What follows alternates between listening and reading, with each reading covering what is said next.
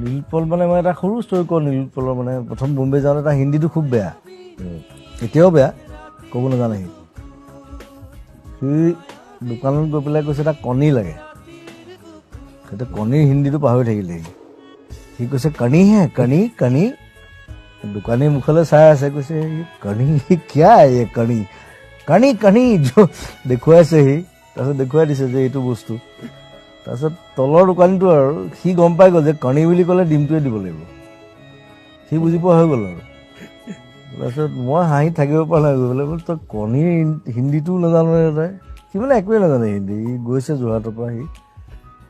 তাৰ যি মন যায় সেইটোকে কয় সি তাক কিবা চিৰিয়েল এখন মিউজিক কৰিবলৈ আহিলে মানুহ এটাই তাক ক'লে সি সুধিলে পে'মেণ্ট কিমান দিব সি তাৰ ভাষাত কৈছে আৰু হিন্দীত তাৰ যিটো হিন্দী তাহাঁতি ক'লে 60,000 60,000 মানে এটা এপিছ'ডত সি নকৰোঁ বুলি কৈ পেলাই পঠাই দিলে অনুৰাগ এটা সুধিছে তই 60,000 টকা দিছে এটা এপিছ'ড তই নকৰোঁ বুলি কেলৈ গ'লি প্ৰথম আহিছে ঠিক আছে 60,000 মানে 7,000 নহয় জানো কৈছে মই 7,000 টকাত মই কেলৈ কৰিম মই মিউজিক মই বোলো হে ভগৱান মানে সেইটো গ'ল তাক সেইটো কাম তাৰ হাতৰ পৰা প্ৰডিউচাৰ গুচি গ'ল চ' সেইজনে হৈছে নীলোৎপল আমাৰ ওৰফে কটীয়া